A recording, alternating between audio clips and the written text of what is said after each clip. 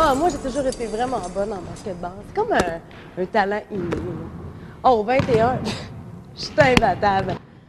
C'est comme ça que vous pensez? Ben, je veux mon défi d'affronter Michael Poulain en basket, en fauteuil roulant, puis on s'en reparle. You can see me on the freeway, doing 160 top down, switching lanes with a dime right next to me. Fast willing if you feel what I'm feeling. Moi, j'ai commencé à 8 ans. J'ai commencé à ici jouer, j'étais tout petit, j'avais 8 ans exactement. Puis j'ai fait mon cheminement comme tout le monde, je me suis entraîné. Puis à l'âge de 14 ans, j'ai fait l'équipe du Québec senior. Puis à l'âge de 18 ans, j'ai fait l'équipe canadienne paralympique.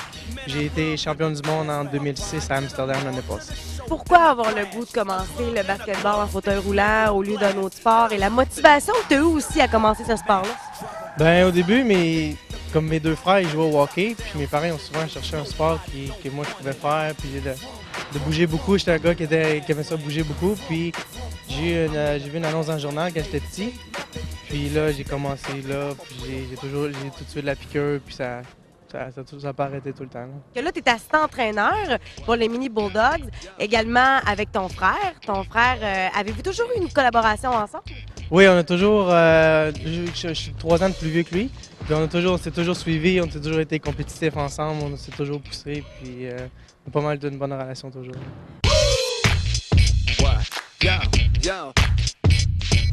Maxime, tu pratiques le sport de basketball en fauteuil roulant, tu es entraîneur, le frère de Michael. Tu n'es pas en chaise roulante et tu pratiques quand même ce sport-là. Pourquoi avoir choisi le basketball en fauteuil roulant? Premièrement, je jouais beaucoup avec mon frère, soit l'été chez nous. Des fois, on avait des basquetons. On prend n'importe qui. Les joueurs comme de l'équipe amenaient d'autres joueurs. Ils faisaient des équipes 5 contre 5, puis tout le monde s'amusait. Puis avec la chimie d'équipe, c'est vraiment le fun de découvrir le monde en chaise roulante.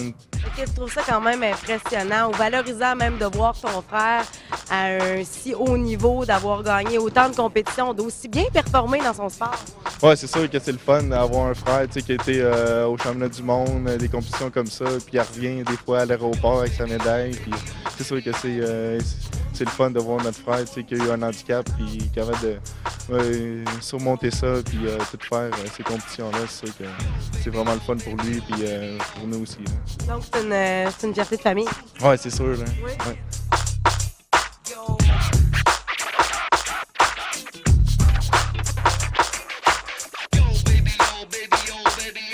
Comment tu pourrais me décrire ce sport-là?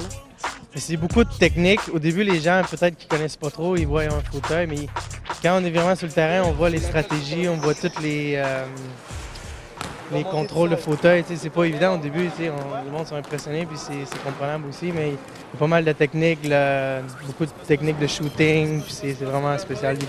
Rendu à un niveau plus élevé, il y a beaucoup de contacts aussi. Hein, les gars sont plus forts physiquement, puis c'est vraiment... des fois, c'est pas mal violent, des fois. Là.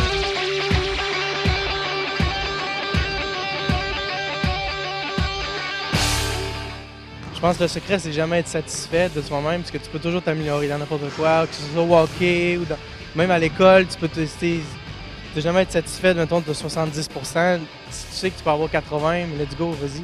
Puis travaille pour ça, puis les résultats vont venir. Pour l'instant, je m'entraîne avec l'équipe canadienne. On a une camp de sélection cette année pour la qualification 2010 championnat du monde. Puis de là, on va voir si je fais l'équipe ou pas. Puis ça va aller en 2012, les Paralympiques. J'espère un poste dans l'équipe. Tu as 22 ans, tu as réellement un beau CV, des belles performances. Tu me nommais tout à l'heure ce que tu avais récolté à présent. Pour toi, j'imagine que c'est une grande fierté, une satisfaction personnelle. Est-ce que c'est un objectif que tu t'étais fixé étant jeune? Oui, depuis le début, quand j'ai commencé, j'avais 8 ans. C'est sûr que je voulais un jour aller aux Paralympiques. Malheureusement, je n'ai pas été. Mais je suis encore jeune, j'ai encore beaucoup de rêves à atteindre, beaucoup de travail à faire aussi. Mais je garde comme objectif les Paralympiques en 2012.